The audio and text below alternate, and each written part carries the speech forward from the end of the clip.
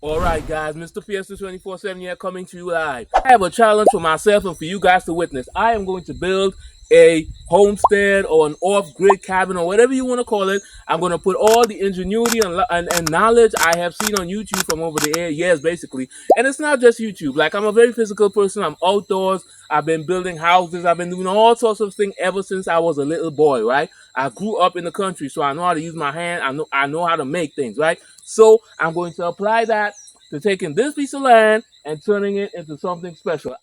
All right, so I want to give you guys a little bit of a tour of this little property here, right? Right now we're located in Lopinot. That's a small local Spanish community in Trinidad. What that means is, most of the people here look like what you would see in Venezuela, all right? And we have a lot of stuff here to work with. This is a beautiful land. It's not as far away from the main road as you think, but it's also sort of isolated, which I think is the best situation you could be set up in terms of, a living space, right? And there's enough room here. Obviously, as you can see around, there's a lot of work for me to do. But it's not going to be just I'm not just going to put up some posts and stuff and make a shed and dig a hole in the ground and shit in it. That's beneath me. If you want to do that, I'm not judgmental at all. That's not what I'm going to do. I got about three things, right, for this challenge that I want to implement, right? First of all, I don't want to spend a lot of money doing it. I want to rely more on ingenuity and resourcefulness than I would rely on money, right? Because I think it's something I'm good at. So I want to see as best as possible how I can do this. Now, I do intend to spend some money. I don't think I could completely do this without spending a little bit of money because, right, there's certain things that I want to do that I think, especially for the roof, I mean, there are ways I could think about to build a roof without spending money, but I don't want to do that because I don't want to be sleeping in there, when I'm testing it out and stuff is dripping on me and stuff like that. I don't like that kind of stuff, which brings me into the number two thing, right? That's really important about this challenge that I want to implement. Like I said before, I don't just want this to be a shack. Now, you can make a really beautiful shack. I've seen really beautiful shacks online. People make that stuff, and it's on Airbnb. Have you ever seen bamboo hotels in Bali? They're just bamboo shacks, but they do them so beautiful. I can't afford to go there. Right? You need to be up in the upper classes. I checked it out. I see how much money do they actually charge to spend a night. I saw one of them. There was a video on YouTube. $700 a night. That's US dollars. That's not TT dollars, right? US dollars to spend the night in a bamboo shed. Okay? So you can make a bamboo shed look really nice if you know what you're doing, if you have the resourcefulness. And that's what we're coming with, the resourcefulness. We have to come with the resourcefulness. We don't have the money, right? Now this right here, you see this thing on the ground right here, this is an impact sprinkler. I had bought this because prior I was using this land to do agriculture. I had started out doing experiments with crafty hydroponics, right? Growing lettuces in containers. I was mainly focusing on lettuces, right? I was trying to do, it was mass scale. Like, if you saw how many bottles I had around here, like that pile of bottles you see on the left there, it was like 10 times that. Literally, I could show you the pile of bottles that I had to remove, because eventually I ended up moving over the soil. The problem with the cracking method was like the temperature. Like, it worked in the cooler times of the year, but I wanted something that would work year round, right? So I ended up moving over the soil, and I also, that was the thing, like with the cracking method, I wish I had filmed, because I did a lot of experiments and a lot of creative stuff with that. Like, I built greenhouses that stood up to hurricane force winds for such a little bit of money. Like, when I look and I did research on how much it would actually cost if you had to purchase or get someone to set up one of these greenhouses for you versus how much I paid for it, I mean, the difference was like, it was sober.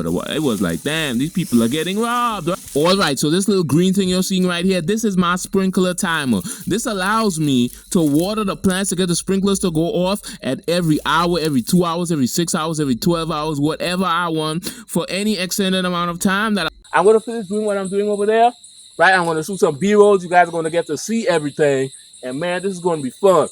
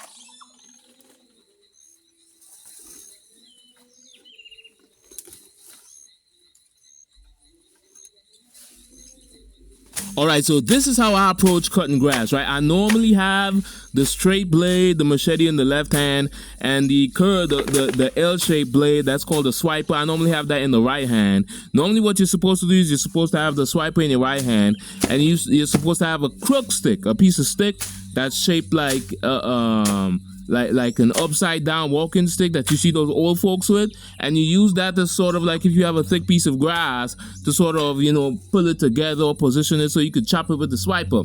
But I have found it much better for me to just have to use a straight blade as a sort of crook stick, so that when I come into this really hard, tall type of grass like this, guinea grass, I think they call it, you know, I switch it, I switch the blades in the hand, and I use the swiper to turn the grass over, and then I chop it with the straight blade. And I don't know if I invented that or if that's always been done. If it's always been done that way, I've never seen anyone doing it that way, but I don't spend a lot of time watching people cut grass, right? But I have found this way to be the best way to tackle the taller grasses, is just to flip it over and chop it down with the straight blade, because sometimes it's a bit more challenging to cut it with the swiper, because these grasses are usually very thick and very hard at the bases, right? And it's a lot easier to cut it with the straight blade. That's a tip. I don't know if you could use that.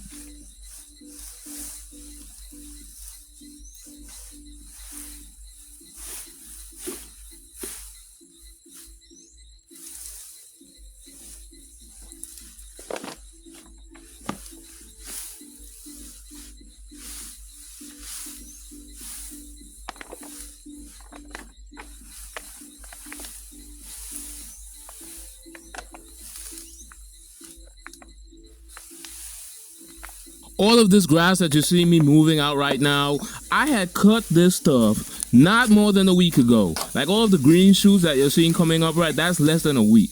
This is, what do they call this grass again? I can't remember. But this grass, it grows tall and it grows fast. I'm talking about when I cut this down not more than a week ago, this grass was almost twice as tall as me. Okay, this is not your lawn that you have in front of your house in your suburban communities, okay? This is real grass, and this is not even the worst of it. Like that part that you see behind me there, that slanting, that hill, right? If I let that get out of control, listen to me, the difference between that and your lawn is the difference between your hair and my hair, if you have straight hair. It's tangled up, they're tall, there's basically, you know, baby trees and stuff you have to cut down, and there's vines and stuff growing in between everything, holding everything together. It's a lot more challenging. I'm not saying it's the hardest thing in the world, but if you want to work out, you do this in tropical heat. That's a workout. You are going to lose weight. You're going to get something. I'm not saying you're going to look like, you know, Broly Gaines or one of those folks, but you're going to get something.